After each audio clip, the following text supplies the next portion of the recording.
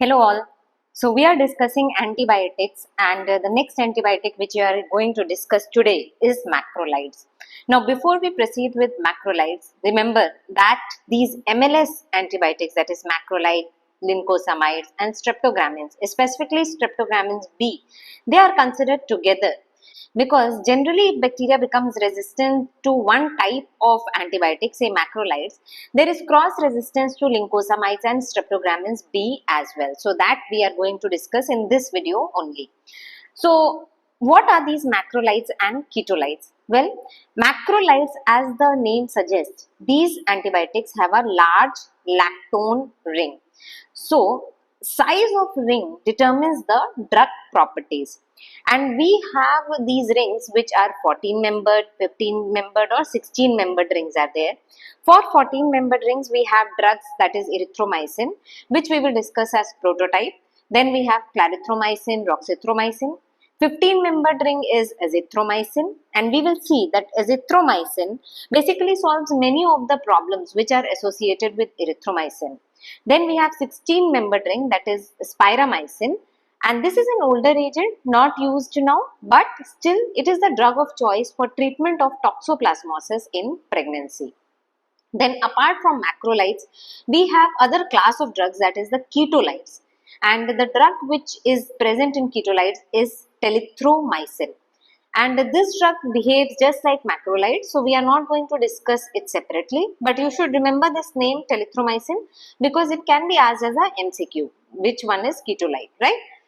Now moving on to the mechanism of action. Well, it is a protein synthesis inhibitor. We have discussed other protein synthesis inhibitors like tetracycline, chloramphenicol, aminoglycosides. So macrolides also is a protein synthesis inhibitor, and we have seen before that majority of protein synthesis inhibitors are bacteriostatic, while aminoglycosides we saw that it is bactericidal. Okay, so this macrolides also is bacteriostatic, except azithromycin. We will see that it achieves so much high concentration in the cells that it can be bactericidal as well. So how these macrolides act? Well, this we have seen in our previous video, that how the protein chain is formed. So this is green line is MRA, and this is 13S ribosomal unit and 50S ribosomal unit. This is within the bacteria. So they combine together and form the 70S ribosomal unit. And what happens that here on the P site there is growing peptide chain. In fact, here first amino acid which is attached to tRNA, which is the initiator tRNA, that comes and attaches, and then on the acceptor side we have tRNA with the amino acid, which is basically equivalent to the codon of the mRNA. So this is basically which amino acid its code is there, that tRNA carrying that amino acid comes and attaches to the A site. Then whatever it was here on the P site growing chain, it is transferred on the A site, and there is formation of a peptide bond. Okay, so this is the new amino acid which is attached, and then over it the growing amino acid chain, the peptide chain attaches, there is formation of the peptide bond. And then again from the A side, the chain which has grown, it is transferred back to the P side. So that the actually what happens that this ribosome moves ahead. So P site moves ahead, and the A site now comes to the new codon. Okay, so it has moved ahead, so that now new tRNA with the new amino acid comes and attaches on this A site, right? So this translocation, that is the movement of this grown peptide chain to the P site from the A site, that is blocked by erythromycin. And erythromycin actually binds to 50S ribosomal unit and blocks this translocation. So main function is basically blocking of the translocation so that incomplete peptide chain is synthesized, right? So that is the mechanism of action of erythromycin. Now, one concept you remember everywhere, that all the bacteriostatic drugs, basically they are blocking the proliferation of the bacteria. They are not killing the bacteria, they are blocking the proliferation of the bacteria. So for killing the bacteria, our immune system takes over. Okay, so it is very important that our immune system works fine so that our immune cells can go and kill the bacteria which are not proliferating any further. So if immune system is weak, obviously the bacteria will not be killed and these antibiotics will not that much be effective. Okay. Now there are certain problems with erythromycin. First of all, it is acid labile. So it has to be given in capsules and still it is not properly absorbed from GIT.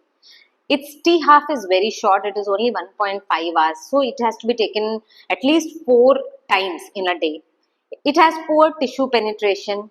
Then it stimulates motilin receptors in the GIT and because of that, it causes cramps, diarrhea. But however, because of this, that stimulation of motilin receptors in the GIT and causing the diarrhea, it has a plus point. It can be used for another problem. Okay, so it is used as a prokinetic for gastroparesis. Gastroparesis is a condition where your GI motility is decreased. For example, it happens in diabetes. Okay, so GI motility is decreased, so that is paresis, that is the paralysis. Okay, so this erythromycin, by stimulating the motilin, it stimulates the GI motility. So that is why it is basically used as a prokinetic. Kinetic is movement. Okay, prokinetic, that means it is increasing the movement. Okay, then it is an inhibitor of CYP304 enzyme, and that's why if it is given with drugs which increase the QT interval, okay, so those drugs metabolism is going to decrease. For example, cisapride, terfenadine. If erythromycin is given with such kind of drugs, then there can be dangerous QT prolongation and chances of arrhythmia. In fact, there are very high chances of arrhythmia when erythromycin is combined with these drugs because it inhibits CYP304 enzyme which metabolizes these drugs. Now, all these problems are solved by azithromycin. In fact, both clarithromycin and azithromycin, they are not acid labile, so they are very well absorbed from GIT.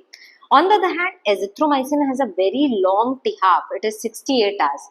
So, it needs to be given only once a day, okay? Then it achieves very high tissue concentration and because of this property, it can be bactericidal as well because then it blocks the protein synthesis within the bacteria almost completely and that means the essential proteins for survival are also not synthesized. Okay. So that is the erythromycin prototype drug, the problems associated with that and that these problems are solved by azithromycin. So mostly when we talk about macrolides, we are talking about azithromycin as a drug of choice. But we will see later that there are certain conditions in which erythromycin is used. Okay. Then another important point is that both erythromycin and azithromycin are excreted via bile. And that's why no dose adjustment is required in renal failure. Okay, so that was about certain problems which basically azithromycin takes care of. Now, what is the spectrum? That means against which microorganisms are these drugs active? So their spectrum is similar to that of the penicillin. So it is active against the gram-positive cocci, that is the strepto and staph and strepto, and also gram-positive bacilli. Okay, so this we have seen that it is similar to penicillin. So macrolides can be used as alternative to penicillin. For example, in cases of allergy to penicillin. So there should be some alternative, isn't it? So macrolides can be used as an alternative to penicillin. Then next important is that it is active against intracellular organisms. So this we have seen in tetracyclines as well.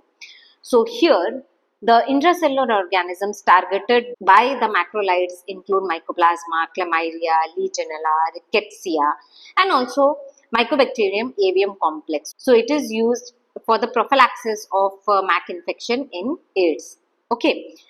Now, it is also active against some gram-negative bacteria, but it is not the classical gram-negative bacteria which we generally discuss. That means E. coli, Klebsiella, Proteus, Pseudomonas. No, macrolides are not active against these, but certain other bacteria, that is the Bordetella pertussis, Campylobacter, Vibrio cholera, and H. pylori. Okay, so never think about E. coli, Klebsiella, Proteus, Pseudomonas whenever we talk about macrolides. Okay, so what will be the uses?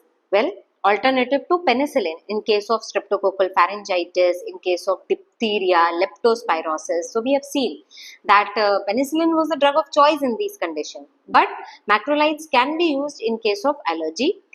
And for diphtheria, for clearing the diphtheria carrier state, erythromycin is the drug of choice. It is better than penicillin. And it is the traditional drug of choice, but lately azithromycin is being preferred. Okay. Now for other conditions, that is the intracellular organisms which I talked, that mycoplasma, legionella, chlamydia, they cause atypical pneumonia, and for that azithromycin is the drug of choice. Okay. Then for MAC prophylaxis in AIDS, that is the Mycobacterium avium complex prophylaxis in AIDS, again azithromycin is the drug of choice. Then Bordetella pertussis, azithromycin is the drug of choice, and it should be given early. So when it is given early stages of whooping cough, then it decreases the severity of the condition and also the duration of the condition. But not much effect is there if it is given too late in the disease. Then for chlamydia, that is for the sexually transmitted diseases, what chlamydia causes, for that again azithromycin is the drug of choice. And for Campylobacter enteritis, again azithromycin is the drug of choice. So this was about azithromycin. Now there is a special use here, that is for H. pylori. For H. pylori, actually clarithromycin is used in combination with amox and PPI as the triple therapy for eliminating H. pylori. So instead of azithromycin, remembering azithromycin here, everywhere else you can write, but for H. pylori you have to write the clarithromycin. Then one more special use is that azithromycin, apart from having these uses, it also acts as anti-inflammatory. Okay. So this is a separate use. Apart from having antimicrobial action, it is also having some anti-inflammatory action. That is why it is used in certain respiratory conditions where you want to decrease the exacerbations of the disease. For example, in case of cystic fibrosis, it is used for prophylaxis. Okay, to decrease the exacerbations of the disease. Then moving on to other certain uses. So we have Vibrio cholera as well. So for Vibrio cholera, drug of choice is doxycycline, but azithromycin is preferred in case of pregnancy and children. Then rickettsia also we saw in case of tetracyclines, that doxycycline is the drug of choice. In fact, in children also doxycycline is used for scrub typhus. So it is a life-threatening condition and doxycycline is the drug of choice. But in case of pregnancy, azithromycin is preferred.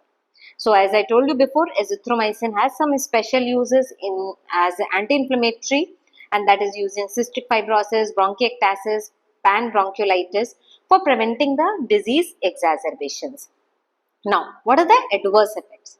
So this I have already told that it acts as a CYP3A4 inhibitor, and so you have to be cautious in patients with cardiac diseases, with along with when you are giving with QT prolonging drugs, and patients with low potassium or magnesium. And erythromycin, we saw that it also stimulates the mortalin receptors, so it causes cramps and diarrhea as well. Okay. Now, this erythromycin actually also causes reversible ototoxicity. Reversible ototoxicity. Okay. Reversible means that once the drug is stopped, then there will be full recovery. Right. Now, what is the mechanism of resistance? Well, this concept again and again we are seeing that either the bacteria can develop a resistance mechanism such that there is decrease in access of the antibiotic into the bacteria. Okay, so that is by development of the efflux pumps. So as the antibiotic enters, efflux pumps throw out the antibiotic. Then they can be altered target protein. So in case of macrolides, altered ribosomal binding protein can be there, so that erythromycin is not able to bind to its target protein. Then inactivating enzymes which will destroy the drug. So in case of macrolides, all three can be the resistance mechanisms. But you remember the second part, altered ribosomal binding protein.